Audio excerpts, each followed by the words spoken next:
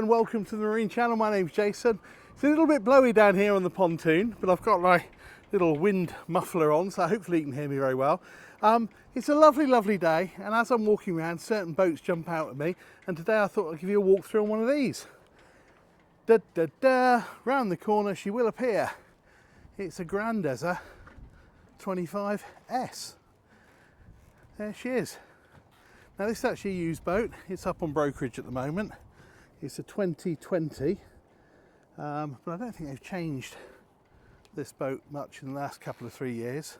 Grandezza is a Finnish boat maker. Build quality on these is really good, and one of the things that kind of gives away the Finnish boats, generally at least, is the fact that often they more bow to the rocks. So effectively the anchor is thrown out the back, which is why you've got this run of teak down the bow, and you've got this sort of open end so that you can flip the bathing ladder down there and you can access or exit the boat and get back on from the front. So that's the logic behind it.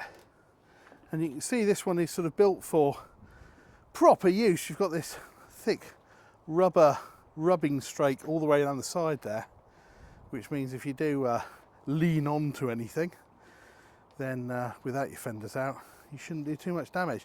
Now this boat's got its covers on, or most of its covers on, had all of them on earlier, but I thought I'd take the back off so you can sort of get a bit more of an impression about what's happening here at the stern. So remember, this is a 25-foot boat. It's really very much sort of a day boat, so it's all about having fun. This particular one's got a 6.2 litre petrol engine producing 350 horsepower, so this thing will shift. This will go along quite happily at over 40 knots. But we'll step aboard, and the first thing really that I think is rather nice on a boat this size is this sort of sun pad area at the back. And it's also designed for people if they're pulling along skier or whatever, you've got someone there to sit at the back and keep eyes open. Another nice little touch is here, just as we step on board. There's a little hatch, open that one up, and there's storage there for fenders and lines and all that kind of stuff in a really accessible place. I'm going to move any cushions or lift any seats. A couple of cup holders there, and then if we move into the cockpit area, I think what's impressive about this boat is how much seating space you've got. So nice view out the back, and then this backrest will flip forward, and you can see that becomes a really long sun pad with sort of an angled cushion there, which is nice. Quite often when you're on a sun pad it's completely flat, and that's not always the easiest thing if you want to be looking aft. And then that one pops back down there like that. I think this quilted stitching on the seats looks really smart. Looks really nice. So as I said, this has got camper covers on it.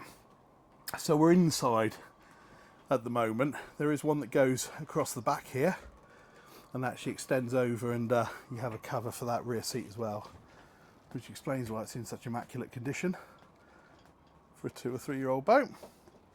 Just swing around here, and we've got a useful wet bar, decent sized fridge underneath. Oh, there's even some beer, but we're working, we mustn't touch that. And then in under here, your sink and space for some glasses as well. I'm really impressed actually with all this stainless steel around here. Real chunky stuff, feels good, looks good. And then round here to our helm. So single engine, single throttle there, and as is typical now of these sorts of boats, got a really nice seat, and we've got a bolster that can lift up. So if we're helming stood, we can lean back against that. Nice big Ray Marine on this one, and your Mercury engine controls there as well. This one's got a side power bow thruster. No joystick on this, just the left and the right buttons, but that works absolutely fine. And this is quite neat, isn't it? Guess this is an addition, but if you're doing rapid turns, that's ideal. You don't have to cross your hands. And this one's actually got active trim tabs as well. So that means you've got effectively kind of like an auto setting where they can look after themselves, which is all rather nice. Over here to the left, another navigator seat, and I believe that one will swing round as well, so you can look aft again to keep an eye on skiers and so forth. And something I haven't seen before, got a locking glove box here.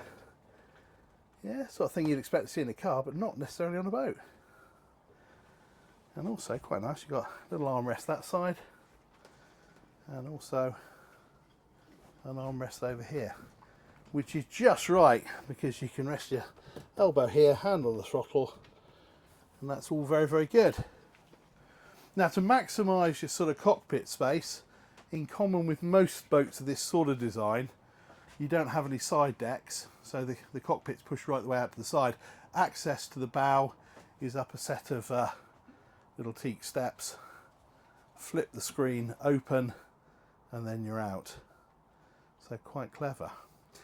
Now, the other thing that struck me about this boat, despite its size, is just how massive this access hatch is to the lower saloon. Oh, there's a curlew? I don't know my birds. I think that's a curlew. Anyway, let's have a look below through this lovely wide access hatch. So here we are, down below. And it looks very inviting, doesn't it? I like the His Majesty, His Lordship, sorry, and Her Lordship. No, hang on, get that right. His Lordship, Her Ladyship. Very nice. I think what makes this area here is the really big portholes down the side. Because remember, we haven't got a porthole in the roof because that's where our run of teak is, down to the bow. But we don't need it. Look at this, look at the light. And it's a really decent sized berth as well. Pushed it again right out to the side. Sort of offset design here. Got a little bit of charging point there for USB. Everything now needs that. I'm sat on a little kind of sofa. Not masses of headroom, but then it is a 25-foot boat. And then usefully over here, you've actually got a little day heads, a little loo.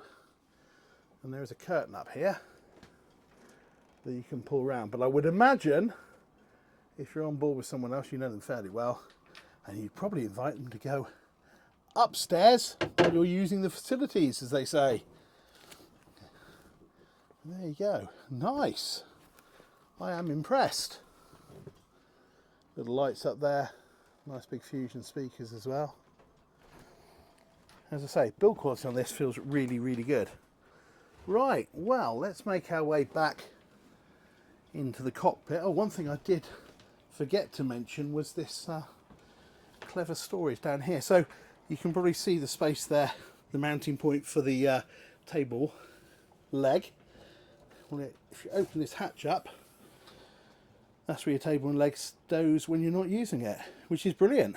Quite often on these smaller boats, you don't want to have the table up all the time because it takes up a lot of space, but there's nowhere to store it, which can be a bit of a pain. Not the case on this Grandezza 25. So there you go. Feels like a boat that you want to go out and play on. Maybe if I ask the owner nicely, he'll let me, or she'll let me. Anyway, listen, thank you very much for joining us on the Marine Channel. I hope you've enjoyed this quick tour. If you have, like, subscribe, share, do all that kind of stuff. And importantly, tell us what you think of the Grandezza 25S. And we'll see you on the next one. Thanks very much. Bye-bye.